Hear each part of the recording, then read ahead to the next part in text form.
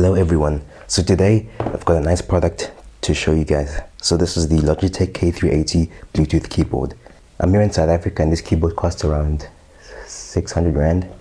It's not cheap, but the nice thing about this keyboard is that you can use it with basically any device that supports Bluetooth keyboards. That means Windows devices, Mac devices, iOS devices, Android devices, like phones and all of that. It also has this nice feature where you can swap between Bluetooth devices very easily. You just press a button and it switches to the next device that you've got connected, which makes it very easy to use. So let's open it up and see what's inside. So here it is. Pull it out. It's actually kind of heavy. I'm surprised.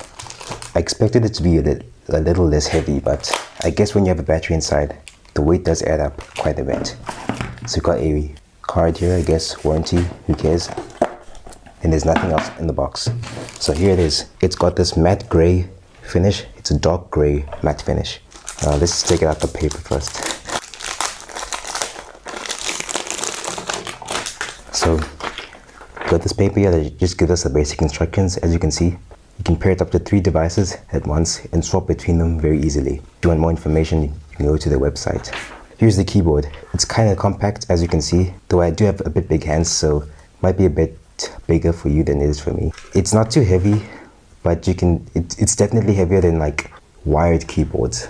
It's much heavier than any wired keyboard I've ever tried. So it's got these nice round keys, but they're very close together compared to a normal keyboard. So I have to try them out first before I can give you my opinions. So let's pull this thing out to get power. It's powered by 2 AAA batteries, and I think they said it lasts like 2 years or something. That's a really long time. So you won't have to worry about charging these batteries running out. You charge them once and it's done. So yeah, 24 months battery life. That's around 2 years. How do you turn this thing on? There is also an on and off switch over here on the left. This light will turn off after you start using the keyboard, I guess. And if you turn this off, you just flip the switch and you have the red there. They just said press and hold. So the first device I'll be testing it with is the Apple iPad. I bought this keyboard specifically to use with the iPad. And to scroll down, press and hold, and go to Bluetooth settings. So press and hold on 1 was the instruction. The lights turn on, and there it is, it's blinking. So now you just wait for it to show up. So you just press and wait for it to pair, and there it is. So I personally don't know any commands on iOS, so I can't really show you anything there, but here it is. So for example, let's say we want to buy a new iPhone. Just type iPhone, and you can then go down to the search. There it is, opens up very easily, and there we are. So this would be very nice if you want to say type out some long documents, but you don't want to bring your laptop with you. Because compared to my laptop, the iPad is so much smaller. So I could put this in a bag and not worry. So let's open up Google Docs or whatever. Yeah, the keys are way too close together. It's going to take a while to get used to compared to my ThinkPad I have here. So this is a test of the Logitech K380 Bluetooth keyboard. The delay between pressing the key on the keyboard and it showing up on the screen is actually fairly low. You will barely notice it unless you really focus on trying to see it. So the delay, or rather latency, fancy word, between the screen and the keys you press on the keyboard is low. You will hardly notice it. So as you can see, it's not too bad. You can only use these keys here. So you can see it works pretty fine. You've also got additional controls here. Volume.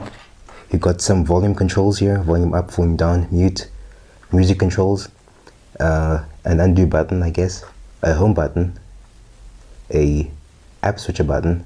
Doesn't seem to work on the iPad. got the function keys if you're using this on Windows or Mac, and the escape key and some other stuff. See, even Alt Tab works. Very nice.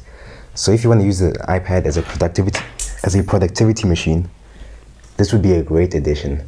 And the fact that you don't have to use this USB adapter makes it so much better. So if you combine this keyboard with a mouse, then you got yourself a nice mini computer for the iPad. Just plug this thing in and you've got yourself a nice computer. It just does the basic stuff, I guess, but that might be good enough. For example, let's say we're doing research on rainforests. For example, pollution effects on rainforests. Then you can scroll, you can say maybe right click, open background. Maybe go for the next one. And there you go. Now you're doing research on your iPad. Very nice. So if you want to buy this thing for your iPad, it's actually not a bad thing to get. The keys will take a while to get used to, but I think it's a great addition if you have an iPad. However, if you're using other devices, definitely look around, see if maybe you're better off getting a normal USB keyboard, wireless USB keyboard instead of this one. The bonus of this one is its compactness. It's very small, and you can pretty much just put this thing with an iPad in your bag, and you won't have to worry about it getting filled up or anything.